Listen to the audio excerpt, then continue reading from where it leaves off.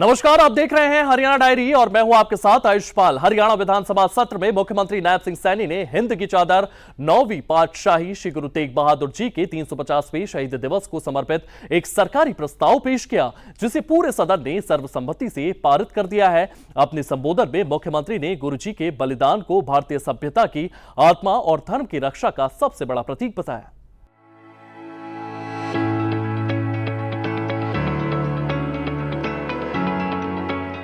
कहते हैं किसी भी राष्ट्र की उन्नति का पर्याय वहाँ की समृद्ध संस्कृति और परंपरा होती है। लिहाजा जरूरी कि सभ्यता और संस्कृति की महान विरासत को संजो कर रखा जाए। हरियाणा के मुख्यमंत्री नायब सैनी इसी महान परंपरा को संजोने का काम निरंतर कर रहे हैं।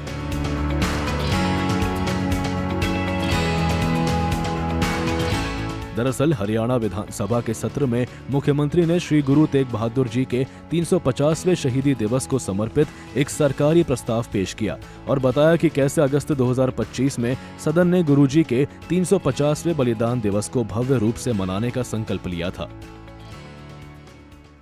माननीय अध्यक्ष जी,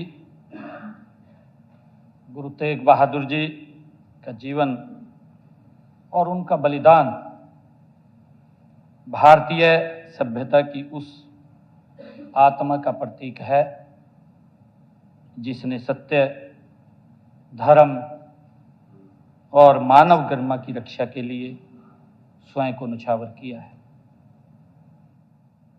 लेकिन अन्याय, अधर्म के सामने झुकना उन्होंने स्वीकार नहीं किया है। माननीय अध्यक्ष जी, गत 25 अगस्त 2025 को इसी महान सदन में हम सब ने सर्वसम्मति से यह संकल्प लिया कि जन जन को प्रेरित करने वाले श्री गुरु तेग बहादुर जी के 350वें बलिदान वर्ष को पूरे प्रदेश में गरिमा और गौरवपूर्ण तरीके से मनाया जाएगा। माननीय अध्यक्ष जी, यह संकल्प कोई औपचारिक प्रस्ताव नहीं था, यह कोई वैसा प्रस्ताव नहीं था। हरियाणा की धरती की उस परंपरा का यह विस्तार था जिस धरा के ऊपर समय समय पर गुरु साहिबान के चरण कमल पड़े हैं, जिसने हमेशा गुरुओं, संतों और महापुरुषों के आदर्शों को अपने सामाजिक जीवन में अपनाया। मुख्यमंत्री नायब सैनी ने बताया कि गुरुजी ने धर्म और मानवता की रक्षा के लिए स्वयं को न्यौछावर कर दिया, लेकिन अन्याय के आगे कभी नहीं झुके। इसी भावना को आगे बढ़ाते हुए सरकार ने हरियाणा सिख गुरुद्वारा प्रबंधक कमेटी के साथ मिलकर प्रदेश भर में अनेक गरिमामयी कार्यक्रम आयोजित किए।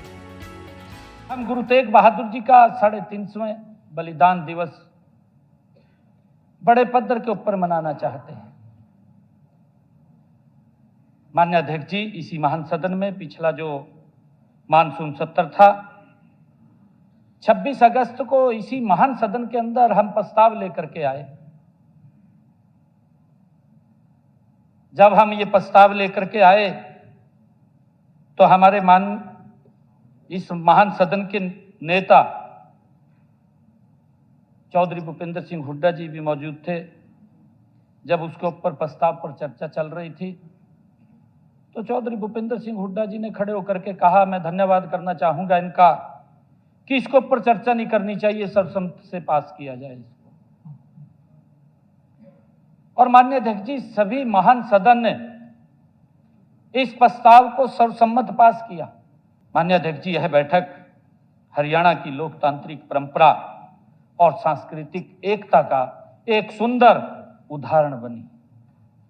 माननीय अध्यक्ष जी, जिसमें राजनीति से ऊपर उठ करके सभी द्वारा हमारे गौरवशाली इतिहास और विरासत के प्रति सम्मान प्रकट किया गया।